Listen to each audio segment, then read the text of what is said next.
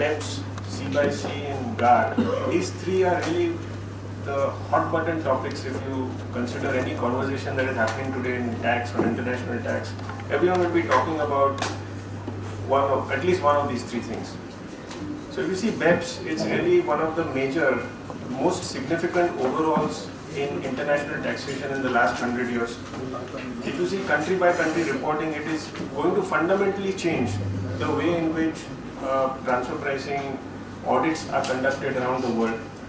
And GAR is perhaps the four letters of GAR, I think they are enough to create a lot of uncertainty and fear among the taxpayer community. So during this session, we'll touch upon some of the important concepts that are under BEPS and C by C, which is included as part of BEPS, and how they relate to transfer pricing, how it's going to impact transfer pricing, and finally touch upon what is the interplay that we believe will happen between transfer pricing and GAR.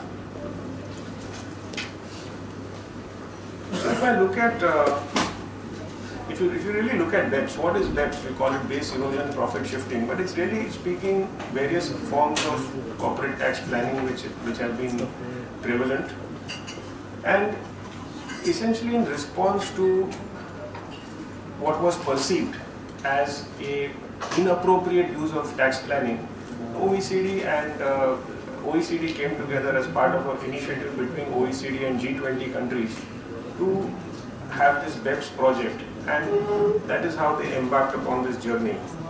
I think important to note that unlike let's say OECD transfer pricing guidelines, which strictly are not, India may not be accepting of those, but as far as the BEPS project is concerned, India has been part of this BEPS project. So today whatever is coming out in the BEPS recommendations, India has been an early adopter as far as most of the minimum standards are concerned, and even going beyond that. So there is a great deal of relevance as far as whatever is coming out from the BEPS project insofar as our practice in India is concerned. So maybe let's just take a step back and just look at how it all began. You would recall around 8, 9 years back when there was a major credit crisis. Governments all around the world had to dole out funds to conduct significant bailouts. And governments all over the world have been dealing with significant amounts of fiscal deficits. Now in the backdrop of all this, there has been a lot of negative publicity insofar as corporate profits are concerned, and wherever there is a corporate earning significant amounts of profit and not paying or not perceived to be paying its fair share of taxes, rather than this being looked at as an attribute, it is increasingly it's being looked at as something where the corporate is taking undue advantage or misusing the various regulations around the world. So you will see a lot of these kind of press where companies like Starbucks, for example, another example is the Burger King, which they adopted a strategy which was legally permissible in the US called an inversion strategy, but that saw immediate impact on their sales. So the short point being that all this negative publicity has an impact on, especially as far as B2C companies are concerned, on their there's a direct linkage between what is being done as far as their tax strategy and has an impact on their business. So that's where you see increasingly words like tax morality coming out. So today in a boardroom discussion, the board members want to know if you are actually paying the fair share of taxes. Are you paying an appropriate tax in all the countries that are operating it? The BEPS project is really an effort by various governments who came together and ultimately realized that it is a zero-sum game, and corporates, unless there is a coordinated effort on part of all governments coming together on a common platform, they will never be able to plug some of these abusers. So that's where, in order to tackle this problem of evasion, the governments came together, and you see this as a BEPS project. So it started back in July 2013. That's when the first report was presented by the OECD to the G20 ministers in a meeting in Moscow. And I'll now quote, the purpose of the action plan is to prevent double non-taxation as well as cases of no or low taxation associated with practices that artificially segregate taxable income from activities that generate it. So this is the objective behind it, and the OECD project is divided into 15 action plans, and they are driven around 3 pillars, and the 3 pillars are coherence, substance and transparency. In fact, it came as a surprise that the OECD, within a span of a little over 2 years, was able to come out with its final reports, and it was a mammoth task which they accomplished in a span of just 2 years.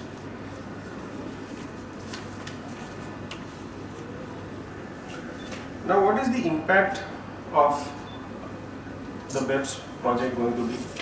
So the immediate impact is that countries around the world, so again, one has to keep in mind that any recommendation from OECD is just a recommendation. Unless and until a country adopts that as part of its own domestic laws, it cannot take any effect. But countries around the world, since they have come on a common platform, and these include G20 and OECD countries, which accounts for a very large portion of international trade. This means that countries around the world, wherever multinationals are operating, they are obligated to change their laws, incorporate at a minimum the basic minimum standards that have been prescribed under the BEPS action plans. So there will be an impact around the world, and I would say the most important manifestation of that is the multilateral instrument which has recently come into effect, which has the effect of changing most of the bilateral treaties around the world. So in one action, it has resulted in changing a lot of the bilateral treaties. So the immediate need for all corporates is to examine their structures, whether the structure is compliant with BEPS. There could have been certain structures in the past which may have been legally compliant, but with the advent of BEPS, they may no longer sustain, and they need to be they may need to revisit these structures and make them BEPS compliant. From a tax authority perspective, we'll have to bear in mind that they will now be in possession of significantly greater information than what they had in the past. So in fact, last week I was in a conference in Hong Kong, and the messages that we were getting from countries all around the world is that the number of assessments or audits that will be conducted by the tax authorities are probably going to go up by 50 to 100% around the world. Now, I don't know whether that will have an impact in India, because as it is, most of our cases get assessed. But very clearly, there is going to be a sharp increase in the amount of activity, and even from an India perspective, the quality of information that will be now available with the Indian tax authorities is going to be significant. So we'll have to plan around that.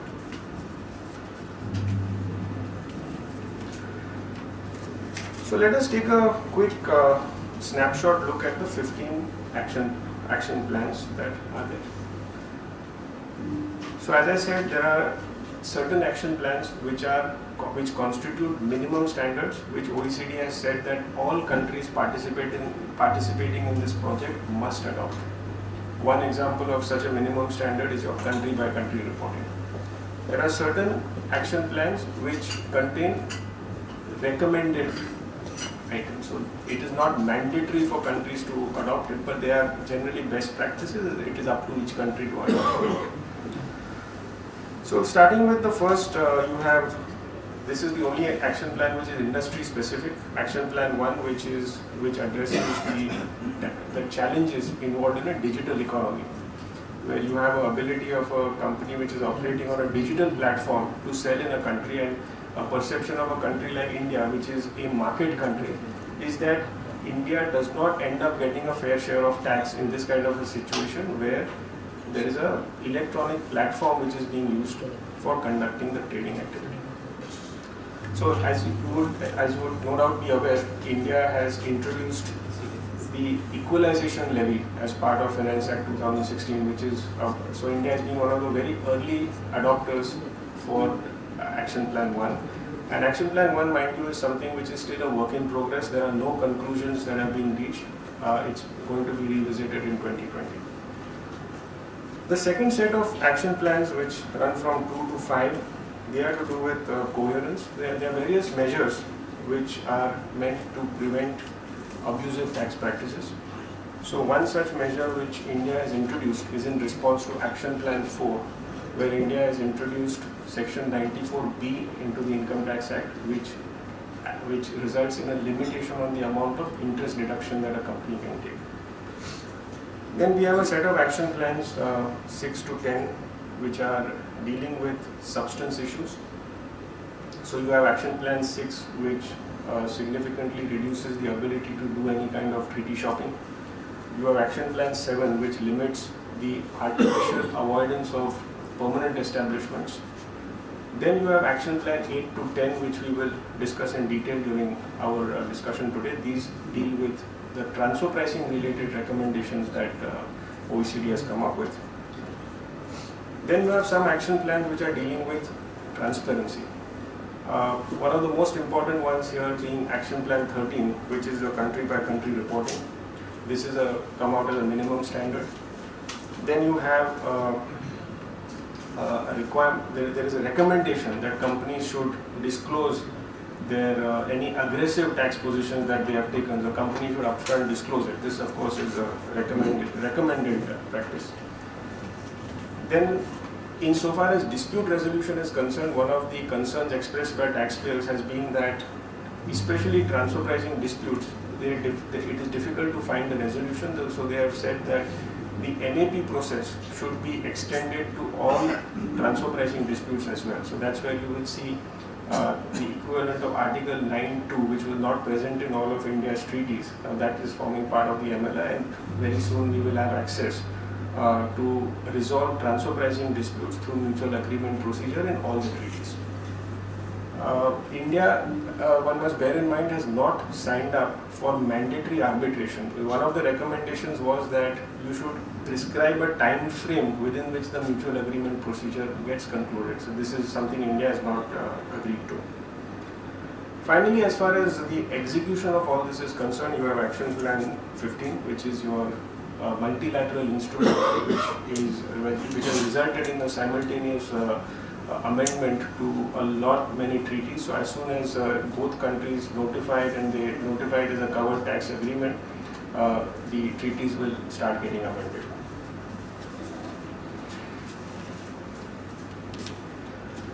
So now let's move on to the action plans associated with transfer pricing. There are 3 action plans over here, 8, 9 and 10. Action Plan 8 deals with issues relating to transactions involving intangibles. Action Plan 9 deals with the contractual allocation of risk and profit. Action Plan 10 deals with other high risk areas such as intra-group services and HO headquarter charges, management services and so on. Now the idea of 8, 9 and 10, you will always find that references to BEPS Action Plan 8, 9, 10 are the references always to Action Plans 8 to 10. The reason is that they have come out with one single report covering all the 3 action plans, considering the fact that there are significant overlaps in whatever is being discussed in these 3 action plans. The overriding objective being that the outcome of the transfer pricing should be aligned to, in line with the value creation. That is the overall objective of these action plans. Finally, you have the 3-tier documentation, which is your Action Plan 13, and this work is continuing. So there is a draft report which is in relation to use of profit attribution to Ps and profit split. So profit split, in fact, the OECD has considered public comments this week, and they are going to come out with a final report sometime early next year in relation to profit split method. Okay. Now, getting into the action plans 8 to 10. Now, these are some of the principles that need to be followed in determination of the arm's length price in relation to transactions. this is getting reflected by way of changes to Chapter 1 of the OECD Transfer Pricing Guidelines. So OECD Transfer Pricing Guidelines have come out with a new set of guidelines in July 2017, and this will be reflected as an amendment in Chapter 1. So some of the important principles coming out, one is conduct versus the contractual arrangement. So what will be looked at is the actual conduct of the parties and not what is only written in the contracts. So this is a very clear departure. In the past, the contract would have been respected. Today, a contract will be disregarded if the conduct of the parties is different from what is written in the contract. This again goes to one of the objectives of the BEPS program, which is substance. Contractual allocation of risk is something that will be respected only when it is supported by actual people functions and by actual conduct. So let me give you an example. Today, if you have a situation where you have a limited risk distributor in India, and the principal is, let's say, in a low tax country, let's say UAE, and it appears that we have assigned all the risks to the UAE. So UAE is going to take inventory risk, they are going to take debtors risk, and India is a mere limited risk distributor. Now, if it so happens that all the people functions are taking place in India, and decisions in relation to which customer do I give credit to is being taken in India, what should be the inventory, that all those kind of decisions are taken in India.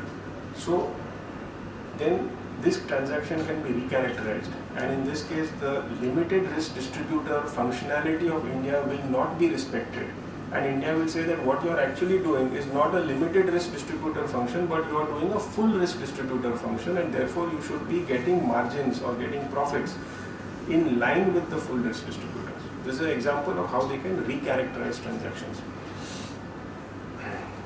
Now, throughout this report, they use this word, we want to look at the real deal. So which is really what is the substance of the transaction, that is the entire focus.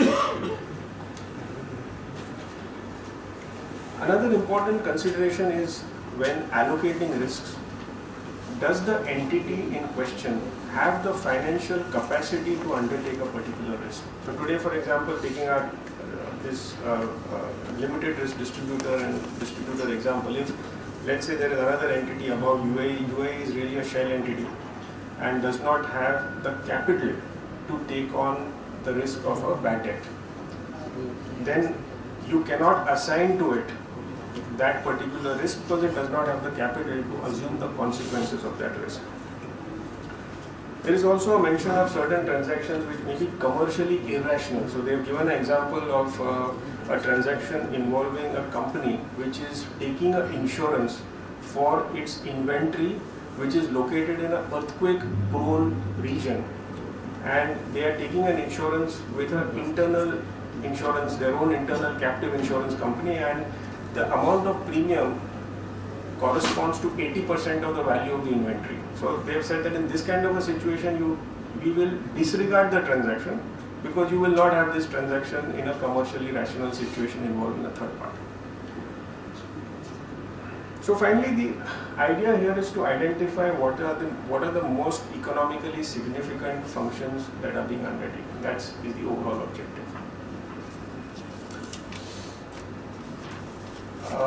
Just one point I wanted to make, please, this is an interactive session, so at any point, in case there is any question you want me to stop, you want me to answer any questions, please feel free to interrupt. It will not interrupt my flow, please feel free to ask any questions. Moving on to some other key areas which have been dealt with in Action Plan 8 to 10. We'll start with location savings. Location savings has been one issue which has been the cause of a lot of litigation in India.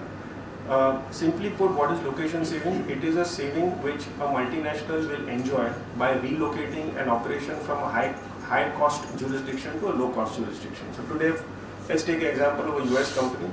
If it were performing certain activities in the US, the cost, let's assume, would have been 100. They are relocating that activity to India, offshoring it. So let's assume the cost in India for delivering the same service, instead of 100 it is 50. Let's assume they remunerate India with some cost plus 10%, so they're in total, the amount that they will pay India is 50 plus 5, 55. So in this transaction, the US has ended up saving 45 on account of relocating it to India. India's position has been that this represents a location saving, and the location saving should not be only enjoyed by the US, it should be shared with India. Now this has had been a controversy for several years. What the BEPS action plan has come out with, they have said that location saving is not an intangible. It is a comparability factor. So if you can get appropriate comparables, then those appropriate comparables will take care of any benefit that you are bringing to the table as a result of your location. So let's take an example of what we just discussed. So 50 rupees is the cost in India, or $50 is, let's say, the cost. Initially we said the markup is 10%. Now we say that, okay, let's look at what are the comparables in India, and if it emerges that the comparables in India are showing not a margin of 10%, but they are showing a margin of 20%. So then India gets, instead of 55, India gets 60. Once you remunerate India with 60, which is a remuneration based on appropriate local market comparables, then there is nothing further that India should get on account of location savings. This is what the principle that comes out of BEPS Action Plan 8 to 10.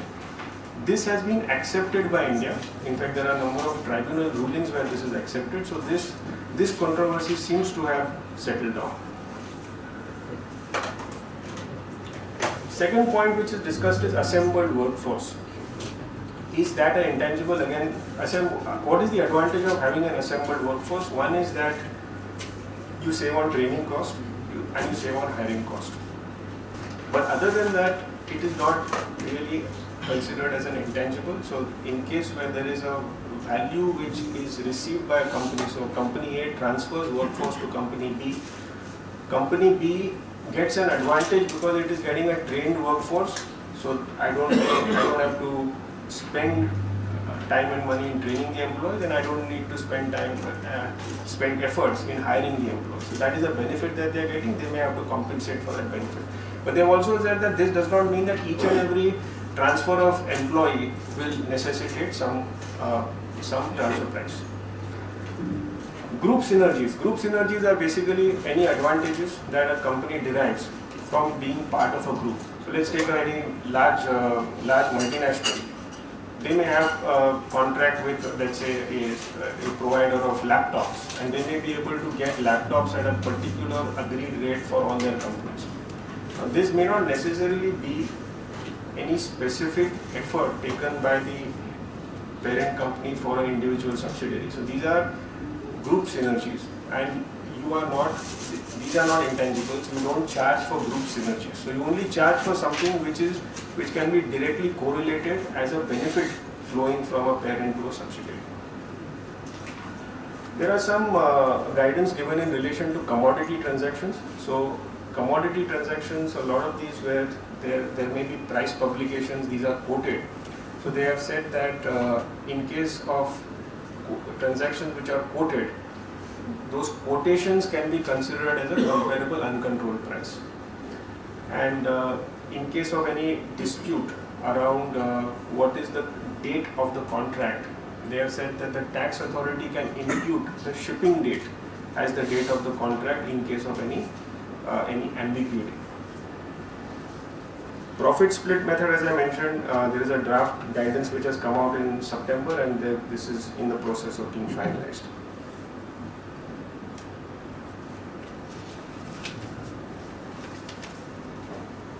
Yeah. Moving on to intangibles. Now, as we all know, what is an intangible? Intangible is really that alpha. That's that factor which generates that alpha over any routine return. That is really an intangible. Now,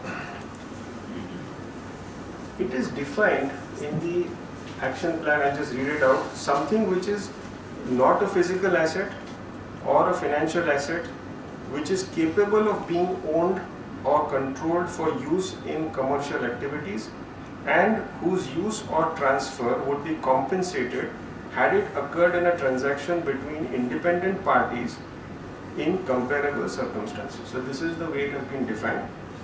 I think what is important to note from a transfer pricing perspective is that the concept of intangible for transfer pricing is not a strict legal or accounting concept.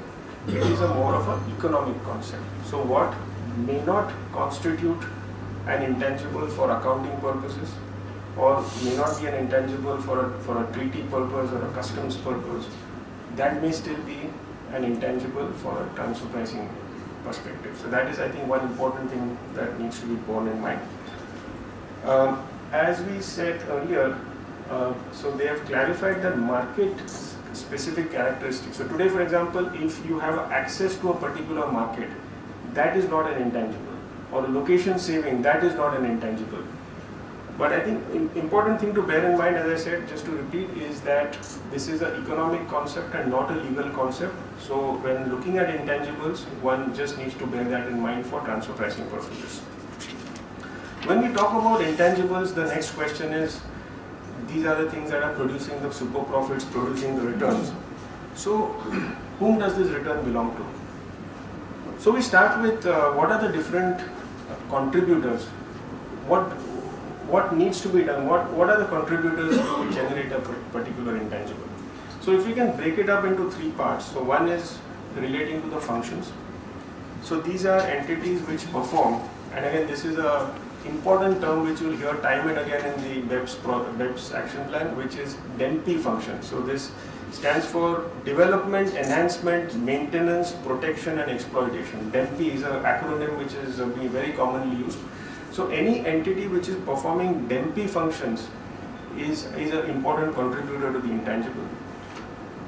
Then you have entities which are undertaking risks, entities which take decisions about whether to proceed with the research, not to proceed with the research, where to allocate the resources, which research to undertake, not to undertake, when to discontinue a particular research. So these are risks associated with these DEMP functions. Entities which undertake these risks, they are contributing to an intangible. And finally, there is funding. Without funding, you can't do anything. So there are entities which will be contributing funding. Now the question is, which of these entities is really entitled? Who is the owner of the intangible? Who is entitled to the return of the intangible? That is the question, and the action plan has provided some degree of guidance on this issue. We'll take one example to really see how the concept of ownership of IP, how that is looked at by BEPS. Now in this example, you have entity B. Entity B is the legal owner of the IP, but the DEMP functions associated with this IP are being undertaken by entity A. And in this example, we also assume that entity A is undertaking these DEMP functions without any significant supervision or oversight of entity B. Then entity B has licensed this intangible to entity C and is receiving a royalty as a result. Now, how do you look at the ownership of this IP? Now, the legal ownership very clearly rests with entity B. But if you will observe, entity B has not performed any function associated with this IP. At best, they have only provided the funds, but they have not performed any people function, any significant people function associated with this development. Therefore, the economic owner of the IP is the entity which has performed these significant functions, these DEMP functions. So in this example, entity A is the economic owner of the IP. The legal owner remains entity B, but economic owner is entity A. And for transfer pricing purposes, tax purposes, they will respect the economic owner and not the legal owner. So the return from this intangible, so whatever return, so let's assume that return to be the royalty, the return from this intangible should belong to entity A and not to entity B. Now you will ask, should not entity B get some return for whatever funding that it has provided? Ultimately, it is not in dispute that entity B has provided the funding.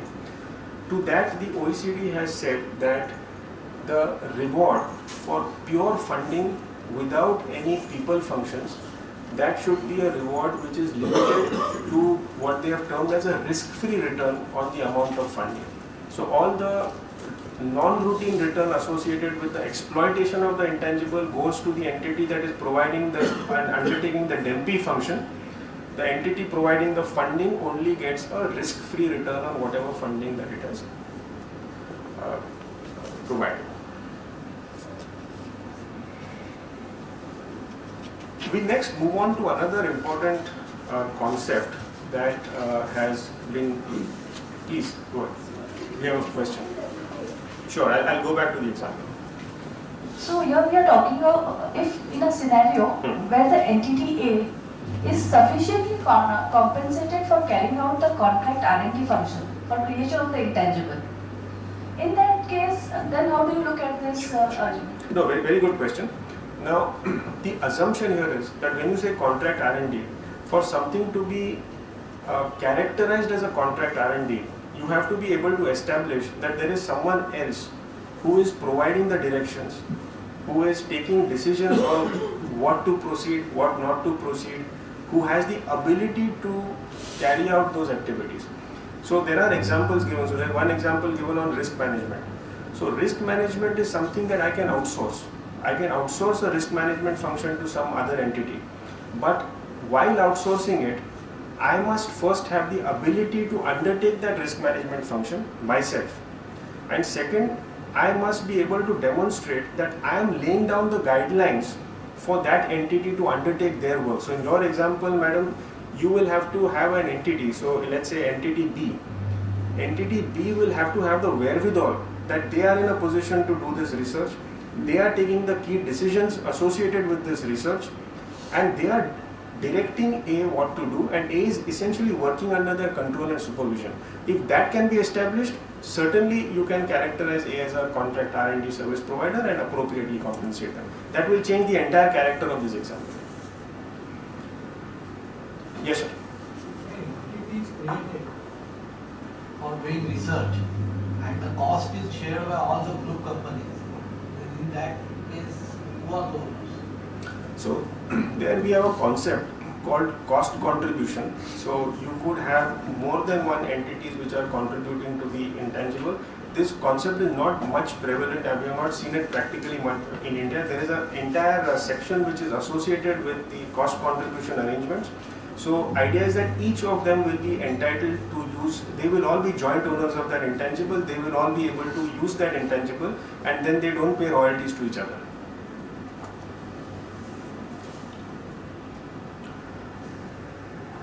So moving on to, this is another concept that has been introduced, which is hard to value intangibles.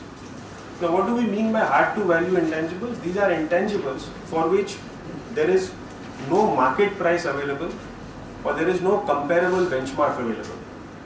So an example could be a product which is under development, under research product, which is partly developed and which is being transferred from one entity of the group to another entity of the group. So this always poses a significant amount of challenge, because whatever value you place will always be a subjective value. The only method that you can use to value in the absence of any third-party benchmark or third-party data is a valuation method, such as, for example, a discounted cash flow. Now, you keep in mind that this is an intangible which is still under development. So there is no visibility, first of all, on whether it will be successful or not. So inherently, the cash flows that you would estimate for this kind of a intangible will be extremely uncertain. So there is uncertainty associated with cash flows, there is uncertainty associated with whatever discount factor that you would use. So even if you use a valuation approach like a DCF, it will be inherently subjective. So this creates what they call as they use the term information asymmetry. What it means is that the information available with the company at the time of undertaking the transaction and that time that's referred to as ex ante. Ex ante means at the time of entering the transaction. And the information available with the tax authority is never the same, because the company will have a better knowledge of what its products are, what its chances of success are, what its competitive landscape is, so on and so forth. Now, what does the revenue do? The revenue should also have the ability to challenge whatever has been done, whatever value has been placed by the taxpayer. So what the OECD has come out with, there's a concept, as I said, of ex ante value. Ex ante value is at the time of entering the transaction, and then there is an ex post value. Ex post value is the value at the time when the tax authority is evaluating the transaction as part of the assessment.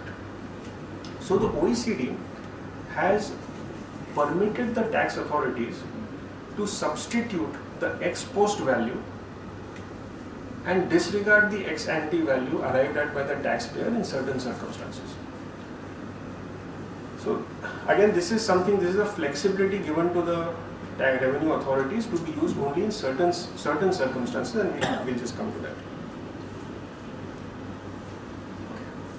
So, so if you see this example,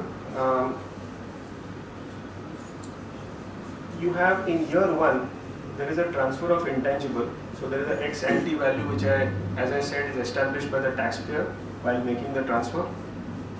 Then in year 3 or 4, that is the date of the assessment, that is when the ex post value is available. So in year 1, the taxpayer has done this valuation on the basis of forecasts for years 1, 2, 3, 4. At the time of assessment, the tax authority is able to substitute those forecasts with actual results and arrive at a value. Now, inevitably, there is going to be a difference in these two values. Now, if the difference is attributable to reasons which can be anticipated, so when you say what kind of reason, what kind of differences can be anticipated, and so the example, in this example, you can say that okay, there is a significant increase in value.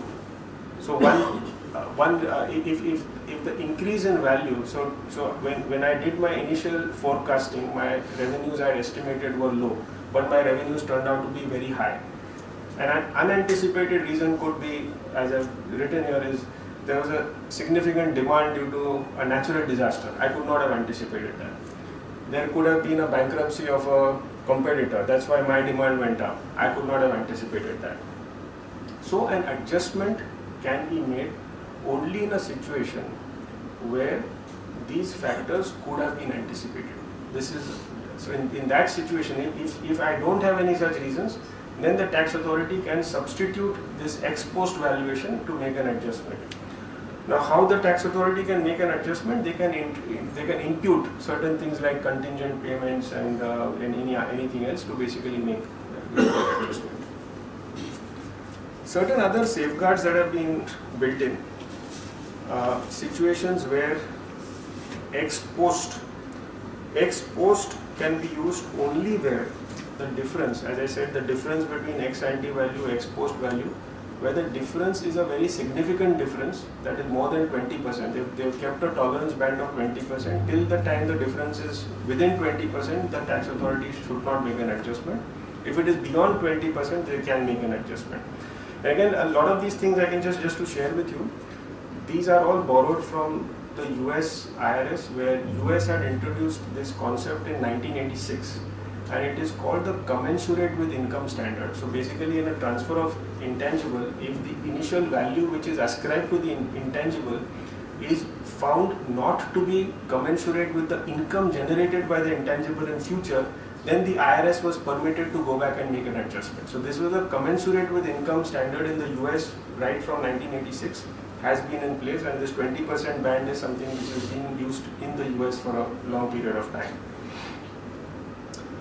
Situations when the ex post value cannot be used to substitute, that is where the assessee has given full details of the assumptions and forecasts, and there is a satisfactory evidence that the increase in value is not on account of factors that could have been anticipated.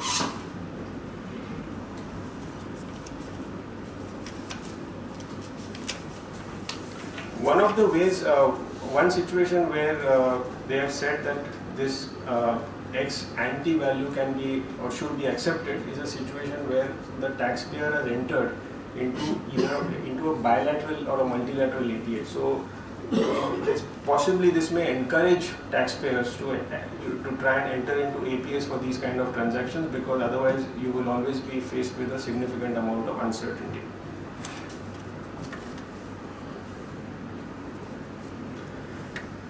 So moving on to intra-group services, as we all know, intra-group services has been an area which has seen significant amount of disputes all around the world. India is also a jurisdiction where there's a lot of dispute around intra-group services, and India in fact considers any inbound intra-group service charges as being base eroding in nature. This is a position which India has taken. Now, some of the basic principles, again, as we all know, first thing is to determine whether a service has indeed been rendered. For this, various factors are looked at, such as, for example, whether there was a need for the service, whether the service recipient has benefited from the service, whether this is in relation to a shareholder activity. If it's a shareholder activity, it should not be charged for. Whether it's a duplicative activity, which means that is it something that the recipient is already performing on its own and it will merely duplicate something that the recipient does. In that case, again, there should be no charge. Then there are what is the determination of the arm's length basis of the charge. So in case there is a one-to-one correlation, we have a direct charge method. In case where it's a common service across group, then you have an indirect charge method. Now the new concept that has been introduced as part of the BEPS action plan, and this will result again in an amendment to the to Chapter 7 of the OECD guidelines. This is the introduction of a new simplified approach for certain types of low value adding intra-group services, LVIGS, low value adding intra-group services.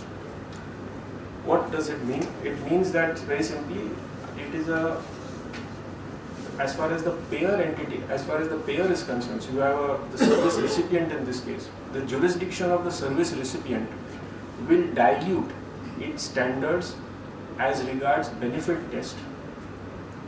It will dilute the standards as regards benefit tests if a service constitutes a low value adding intra-group service, which means that it is not core to the business of the multinational. It is in the nature of a support activity, and we'll come to the activities which will meet this definition. And the markup is a low markup. OECD has prescribed 5%. Very important thing to note, India does not subscribe to low value adding intra-group services. So as far as this is concerned, it is not applicable to India, except in a very insofar as a recent change to India's safe harbor rules are concerned, which I will just touch upon. But other than that, India does not dilute the standard as far as low value added intra-group services are concerned. There will be a lot of services which are rendered from India. I think before that I'll just take you through what constitutes low value intra-group services. So as I said, services which are supportive in nature and not part of the core business of the group. They do not require the use or lead to creation of any intangibles, and they do not entail any assumption of any significant risk. Now these are some of the activities on the left. On the left side of the screen, you will see activities which are likely to meet the definition of low value added intra-group services. Now take the example of, let's say, accounting or human resource services or in any of these information technology services, where India will end up being a service provider. So take a large multinational group, it has a back office in India, that back office will be undertaking any of these services. Under this scheme, ideally they should qualify as low value added intra-group services. But because they are not, let's assume that they are not core to the business of the multinational. But as far as India is concerned, this is a very important activity in India. There are a lot of companies which are operating, doing this as captives in India. So India has not accepted this position. India will not allow these activities to get marked up at cost plus 5%. So there could be some disputes. So in fact, in our own practice, we are getting queries from some overseas groups as to whether these activities being carried out in India, whether they can be classified as low value added intra-group services. So the answer to that is no, they cannot. India will not accept this. So there could be some challenges where the other tax authority, they may say that okay, as far as we are concerned, this qualifies as a low value added intra-group service. Why is India charging cost plus 15%? They should be charged only at cost plus 5%. So there could be some disputes from overseas authorities on this, but India does not accept these as low value added intra-group services. There are certain services which are identified which will not be considered as low value added. So that's the list for you. Now, from an India perspective, recently, as you know, India has updated its safe harbor regulations and they have modified some aspects. One new safe harbor has been introduced, which is for low value added intra-group services, but only in situations where India is the recipient of these services. So where India is a recipient of certain low value added intra-group services, you can avail a safe harbor. Now the condition is that the value of that service should be less than 10 crore rupees, and India will not accept a lot of activities as being low value added intra-group service. So you have to qualify for that particular activity. It has to be a charge of less than 10 crore rupees. The markup should be cost plus 5%, and there is an added condition that you need to take an auditor certificate from whichever location that charge is coming through to certify that the allocation keys used are appropriate and the cost pooling method that is being used to allocate the cost is appropriate. There is the requirement to get a certificate. So this is only recently introduced, so I don't have any practical experience of how many companies are going to avail of this scheme. To sum up, as we discussed, legal ownership versus economic ownership will take precedence. The overriding objective of Action Plan 8 to 10 is to ensure that transfer pricing outcome is in line with value creation. The actual conduct is given more importance than the contractual arrangement. We have guidance given on some litigative areas like marketing intangibles, inter-group services, location savings, and so on. And there is a guidance given in relation to hard to value intangibles. Well, let's move on to the next subtopic, which is your country by country. Does it mean that our understanding of transfer pricing law is the last 15 years now get totally overturned by the new concept and the Section 8, 9, 10? Good question, sir. In fact, India's position has been, and when we discuss with our revenue authorities, they say that we are actually ahead of the curve because we have been implementing some of these concepts even before BEPS action plan came in. Because if you see a lot of these things, I don't think it is fundamentally going to alter the way in which Indian TPOs are going to look at transactions, because a lot of these things have already been implemented. I don't see a fundamental change in that. What they may do is like take the example of now what we are going to discuss, country by country reporting, additional information that is going to be available. That is going to have a more serious impact. Now, as far as the practical relevance of BEPS action plans 8 to 10, one is that there are a number of examples that they have given dealing with various situations.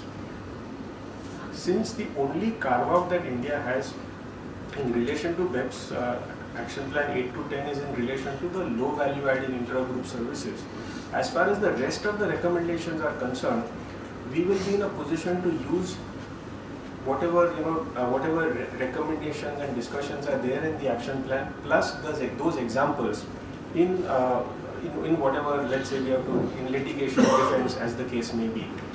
But the fundamental principles of transfer pricing, if your question is the fundamental principles of transfer pricing that we have adopted for the last 17 years, those have not changed.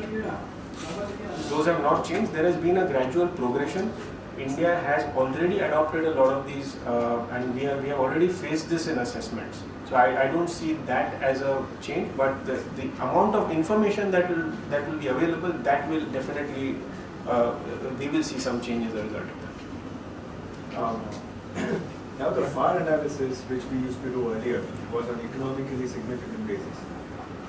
Now based on what Corbett has come in, is FAR analysis have to be in line with now value creation?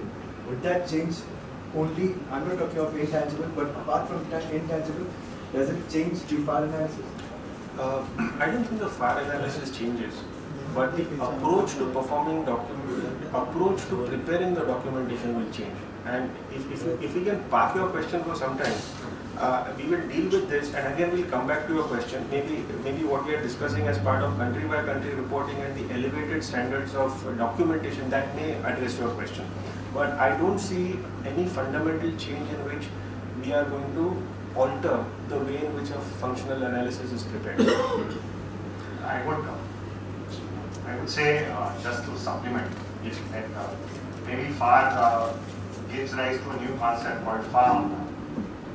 Markets. Yeah, markets also will be considered in the evaluation.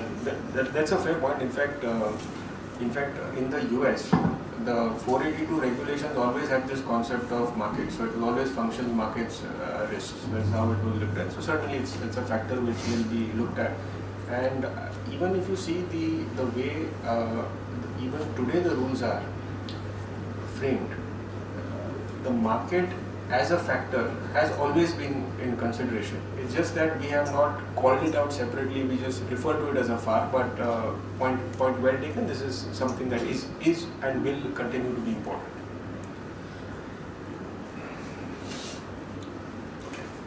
Now, moving on to action 13, this is, I would say, a very significant change that is going to come about. This is a minimum standard implemented by all the signatories to the BEPS project and in fact number of other countries as well. The objective, so what is going to change is that documentation will now be prepared on a 3-tier basis.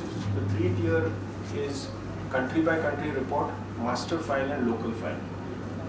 Now country by country report, and we will deal with this in detail. Country by country report is a high level overview of certain parameters which have been chosen by the OECD, which will enable tax authorities to do a high level risk assessment. The master file is something which will be required to be prepared by taxpayers to give a overall view of the activities of the group and certain important value chains, important products, services and so on relating to the group. So it acts as more of a blueprint of how the group is operating. And finally you have a local file which is very similar to the kind of transfer pricing documentation that is prepared today. And that focuses on more transactional level data where you will actually benchmark and determine the arm's length price and justify the arm's length price of transactions in that particular jurisdiction.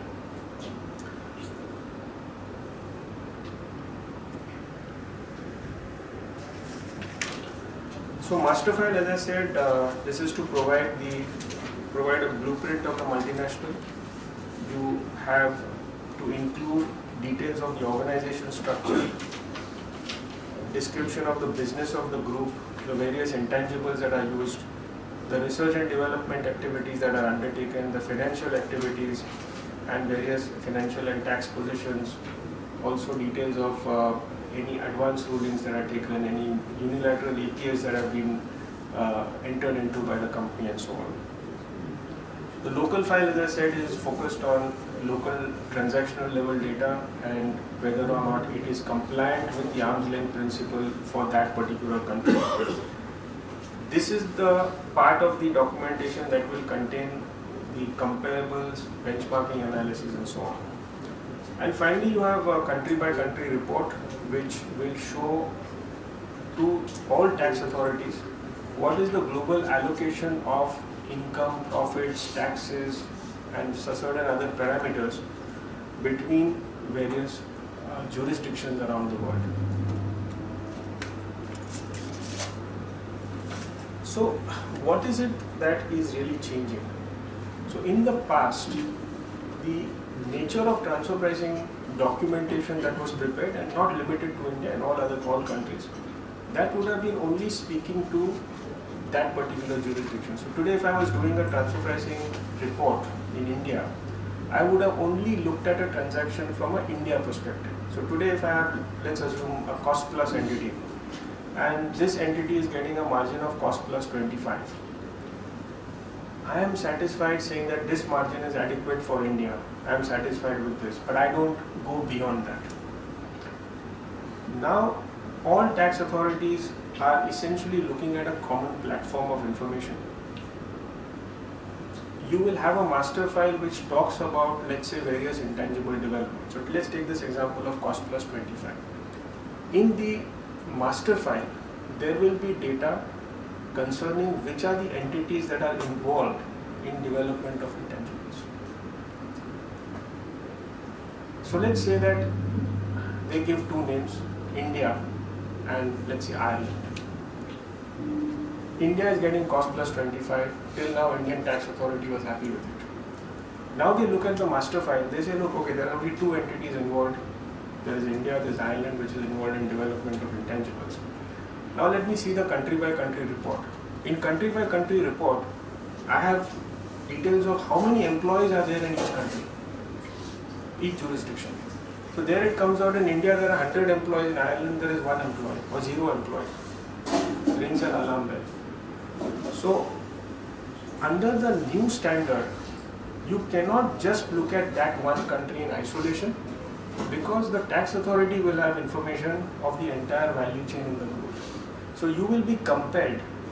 So to that extent, to address your question, you will be compelled to alter your FAR in a manner that you may need to address issues like this, that your local documentation will have to be in sync with whatever is there in the master file, and there will be a lot of these kind of factors that will get thrown up by the local file, by the C by C report, which may throw certain inconsistencies, and this will be available to all the tax authorities. So it's just one simple example that I've given. There could be several other examples, but this will fundamentally alter the way the taxpayers have to approach their documentation. They will have to take a far more holistic view and ensure that each country's documentation is in line with whatever is written up in the master file. So a myopic country-specific view may not be the best approach going forward. Second thing, obviously what is going to change is the amount of data available with the tax authority, and that is going to, we are going to feel the impact of that, I guess, in a couple of years when these assessments come out. But one thing is sure that the transfer pricing policy will have to be decided at the global level, because the country level people can't determine. That's but true. they will have to decide whether that profits are reasonably allocated between various jurisdictions. That's true. That will have to be.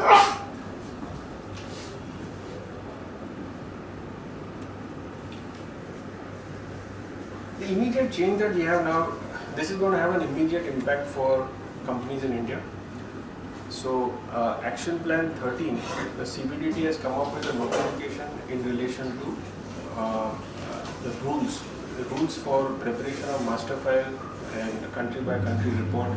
They were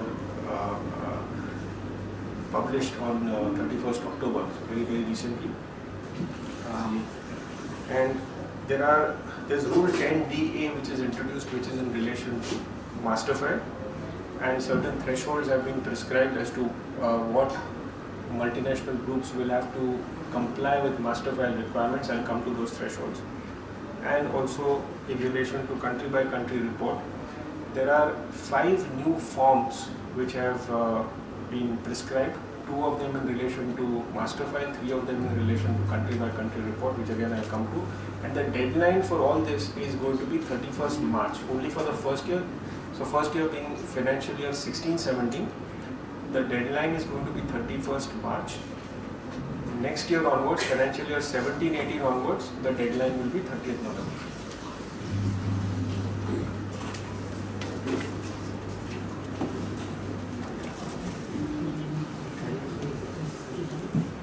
So starting with country by country report, the threshold prescribed is euro 750 million. This is the threshold which is prescribed by the OECD. So any multinational group which has a consolidated turnover of euro 750 million is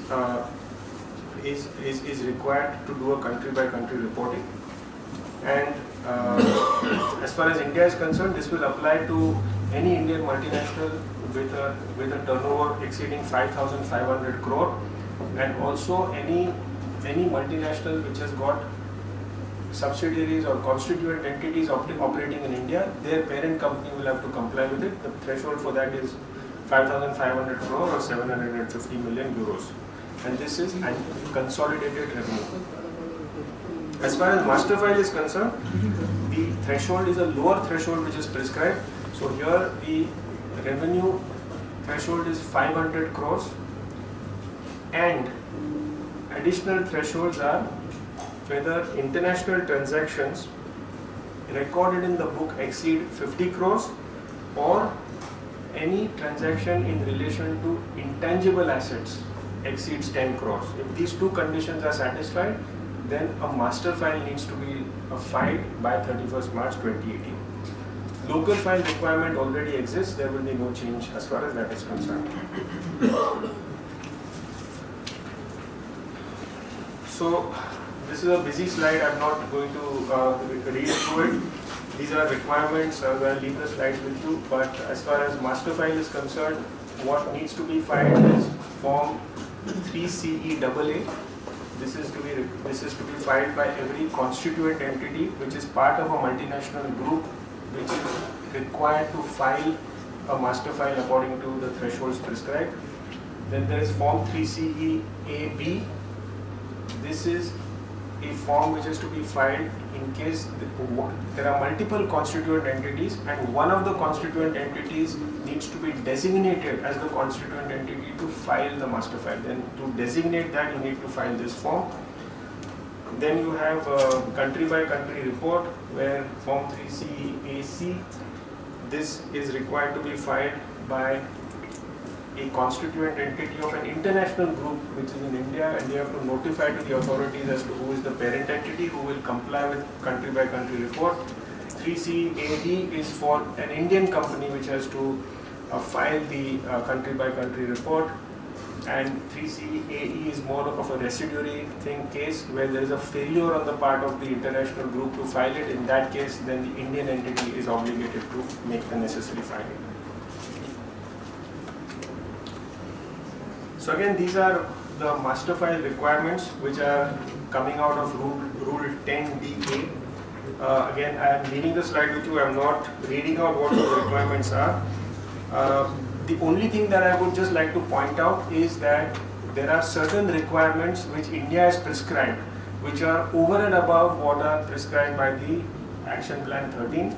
So if you are dealing with a situation where you have a subsidiary of some multinational, please do not assume that whatever has been prepared at a global level will be adequate for India. There are certain additional requirements that India has to comply with.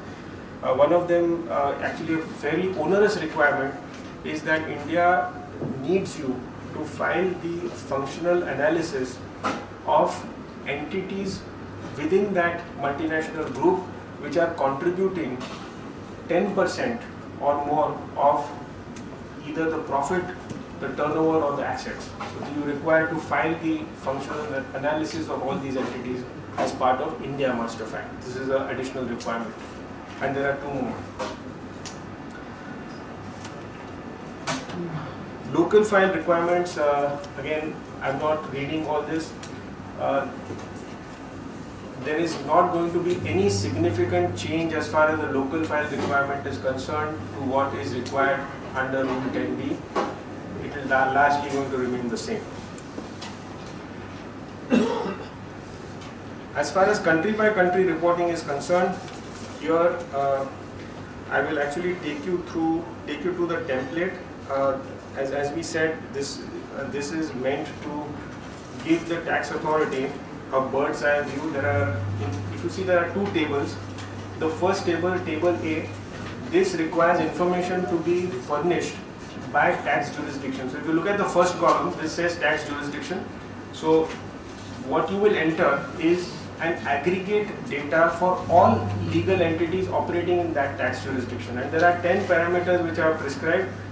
So all the 10 columns need to be filled in. There are various, other than number of employees, all the rest are financial data, revenues, related party, unrelated party, profit before tax, income tax, cash basis, accrual basis, stated capital, accumulated earnings, number of employees and tangible assets. This is a standard format which OECD has prescribed. All countries have to comply with this same format. There is no deviation. In the second table, what is required is just qualitative data. So for each tax jurisdiction, you have to give a list of the entities. Now here the actual names of legal entities have to be given, and in the columns that you see, where you see various functions listed, research and development, intellectual property, so on and so forth, whichever function best matches the activities of that particular legal entity, that has to be marked with a tick. This is the requirement of this table B. There is a table C which is provided to provide any additional comments and explanations that are desired.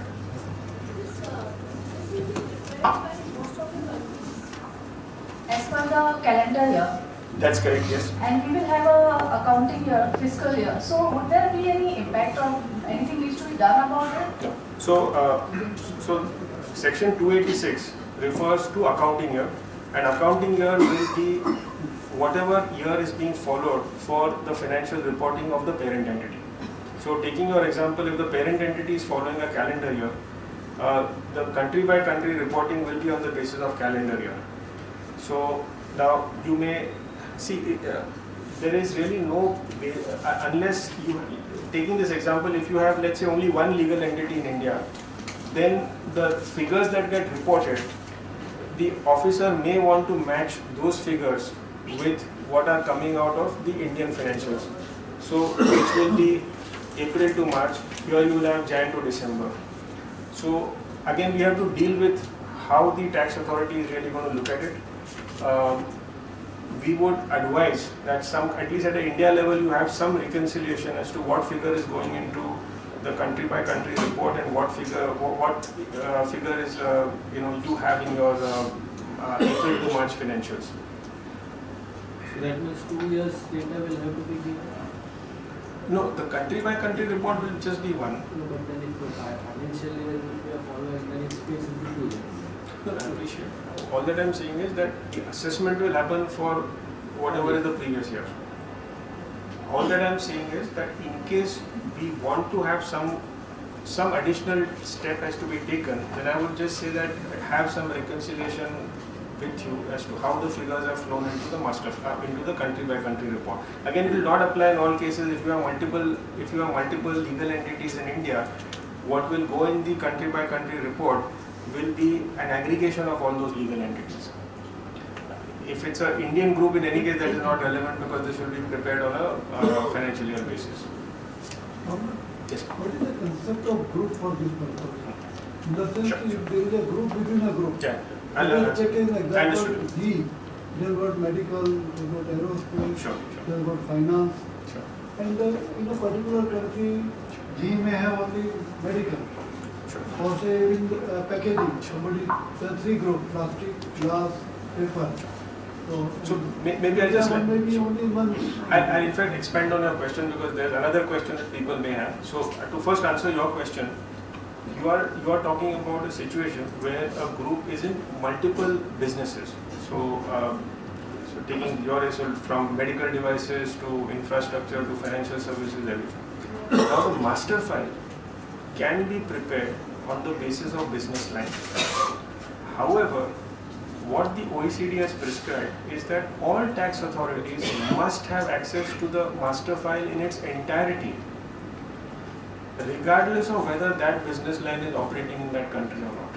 So I may have a situation where GE, let's say, has only a medical devices business in India and they have 5 other business lines which are not in India, but India should have the access to the master file in its entirety. So even if they have chosen to prepare it according to a business line basis, the tax authority must have access to all the business lines. Can they file 5 CPs, 5 reports, or they have to consolidate? No, this will have to, sorry, this was a question for the master file. As far as country by country report is concerned, it will have to be one. Everything will get aggregated. What are the safeguards for maintaining confidentiality of these things? It's literally like giving the entire information about the. So again, this information is to be shared between the 2 tax authorities, and beyond that, I don't have an answer to this. And how about the joint venture? So both I'll come to that. So now another question will come as to when you prepare this, at what level do you prepare a country by country report? Now let's take a group, and again let's take a group, well-known group like Tata. So we all know that, let's say, there's a Tata Sons at the top, but there are several entities within that Tata group which are consolidating. So let's say there will be a Tata Communications, or there will be Tata Steel, which they may be doing their own consolidation. So the principle that is being followed is that the entity which is at the highest level, which is consolidating. So if that entity is getting consolidated into someone else, so today, for example, if Tata Communications is the ultimate entity which is consolidating, and it is not further getting consolidated with someone else, then that is the entity which will have to do the country by country report. If that entity is further getting consolidated into someone else, then that higher entity will have this obligation. That's the way this is being implemented. Now, as far as joint ventures are concerned, the principle is, if it is getting consolidated somewhere and it has to be a line by line consolidation, then it will get included. So any entity which is being consolidated, only that entity's figures get included as far as country by country reports.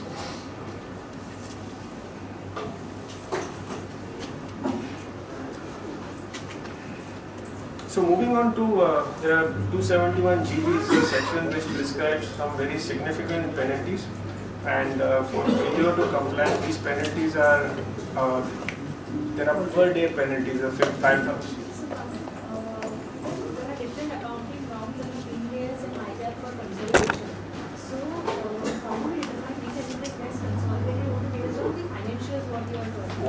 Whatever standard you are following for consolidation, that is the standard to be taken. Sir, one of the thing is the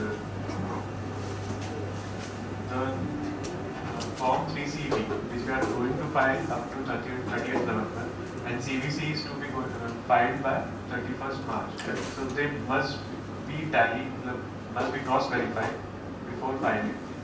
However, in one of the cases, the CVC will be filed in the other jurisdiction, and our entity is filing only the informing, in fact intimating about the CVC filing surrogate parent entity. So in that case, how to cross verify the amounts?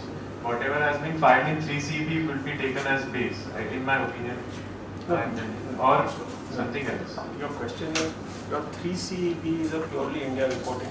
Correct. There you are reporting international transactions which India has entered with its associated enterprises. That has nothing to do with this reporting. The country by country report, there are some very specific parameters about turnover, profit. This doesn't get reported in your Form 3CB. But the amounts must be... Which of these amounts gets reported in your Form 3CB? Unless your revenue is 100% you're a captive, then I can see a situation where, let's say, you will as far as India jurisdiction is concerned, your revenue will be a related party revenue, which will get reported in country by country report. You are saying that that amount will not tally with my Form 340.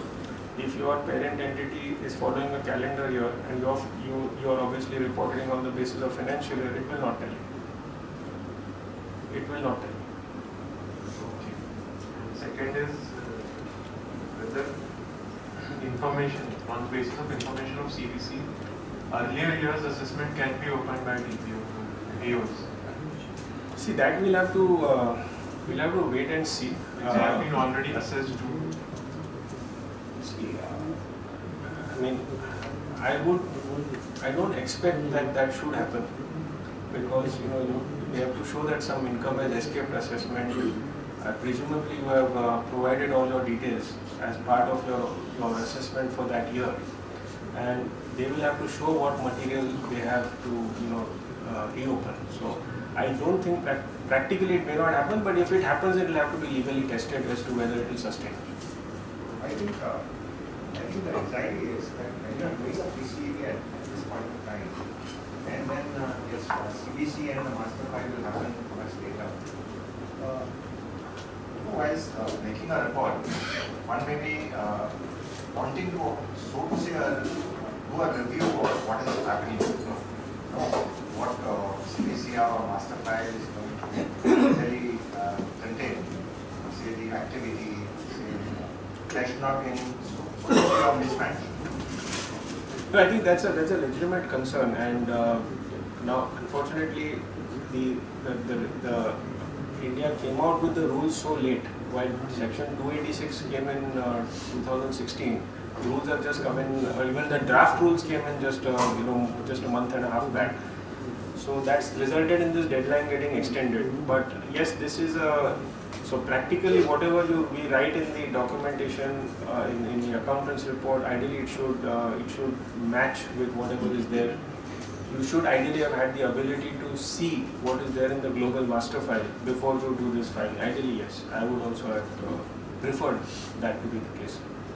But last thing is, which forms to be filed every year? Under CBC. Everything. So, like master file. No, so master file every year, intimation every year. Everything will, both the forms will be every year. Okay, thank you.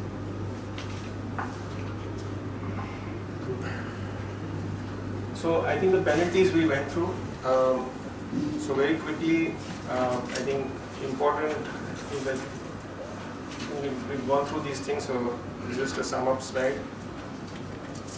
I'll quickly touch upon some of the issues in relation to. I know I'm conscious of the time. Now, if we look at the general anti-avoidance rule, where the main purpose is to obtain a tax benefit, and there are arrangements which are not at arm's length, or which are not bona fide, or which lack commercial substance, or which involves any misuse of the tax provision. So there are sweeping powers given to the revenue authorities to recharacterize transactions and so on. Now, as far as transfer pricing is concerned, one question that really comes up is, as you all know, transfer pricing is a specific anti-avoidance rule.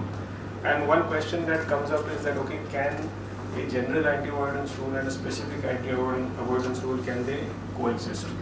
So there, CBDT has clarified in its circular in that yes, they can coexist, and you can have a situation where transfer pricing and GAR can both apply in the same transaction.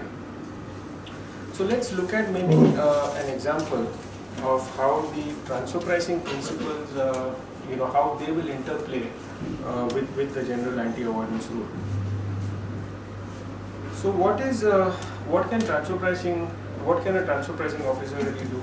So he can recharacterize a transaction based on the conduct versus contract.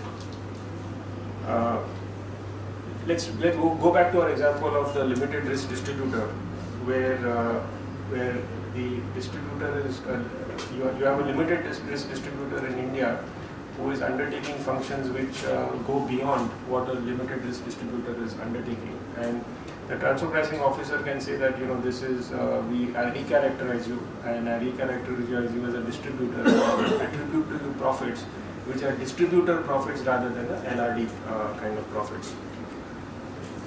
And the distribution margin gets ascribed and the transfer pricing adjustment is made.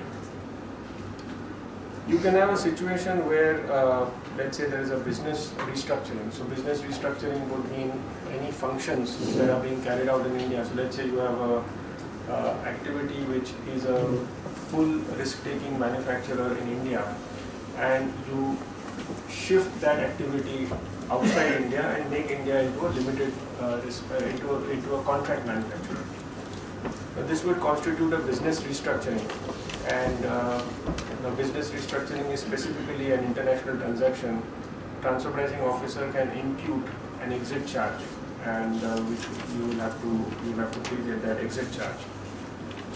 Now, let us look at this example of a business restructuring. So let's assume that a business restructuring has taken place where an adequate amount of functions have shifted outside India, where appropriate exit charges has been imputed, capital gains have been paid on any transfer of intangible. But the entire arrangement is such where the purpose of this, the main purpose of the arrangement is to obtain a tax benefit. Now, despite the entire arrangement being compliant with transfer pricing, potentially GAR can still apply if the main purpose is to obtain a tax benefit. Now, how can this change is to be able to demonstrate that there was some commercial rationale for the transaction. So today, if, let's say I've got a situation where I have an IP in India, I shift that IP to Switzerland. Again, I'm assuming that I pay all the exit charge or whatever. GAR can apply if I can't show any commercial rationale for it. But if I'm able to show that the shift of the IP was necessary because I'm going to a jurisdiction which allows me to better commercialize that IP, it allows me to have better IP protection, then I have some commercial rationale for that particular arrangement, and therefore I can avoid the rigor of GAR. So the important point here is that in any of these kind of arrangements, restructuring, the transfer pricing will bring into focus what is the commercial rationale, and that will be an important defense in being able to argue that the main purpose of the transaction is not really to obtain any tax benefit. Another example I can think of is your interplay between Section 94B, which permits a recharacterization of which is an interest limitation provision. So, if any related party debt, there is a limitation that if it exceeds 30% of EBITDA, then the excess you cannot claim a deduction. Now, as you know, in GAR, there is a provision whereby debt can be recharacterized into equity, and the question will come as to whether again when there is a specific provision of 94B, can GAR still apply, and if there is can the officer still recharacterize debt to equity? Again, here the answer is perhaps going to be that it can happen, because first of all, the 94B provision is not really a thin capitalization provision, but it is more a interest limitation provision. And again, you have a specific anti-avoidance rule and a general anti-avoidance rule can coexist. So I think that's also an area where the two can both apply. So I have come to an end of whatever prepared slides I have, but if there are any questions, we can definitely take it now or after the session. Thank you very much for patience.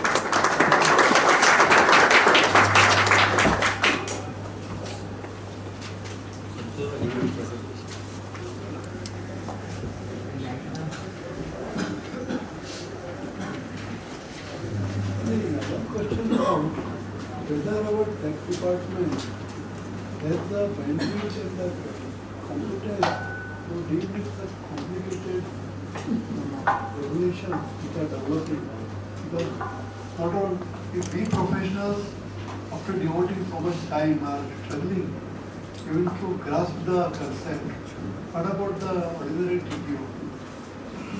So I think there will have to be a learning process on both sides. My experience with the tax authority, there are some really brilliant people sitting on the other side, and the APA program is a case in point where I think one has to applaud the efforts that even the tax authority has put in to make it a success. And I think while we can be very critical of many things, if you look at the workload that the APA program, so it's about 800 applications, they have already completed about 180 APAs, including some which are fairly complex cases. So, so certainly there are people of very high caliber and very high quality sitting in the tax department.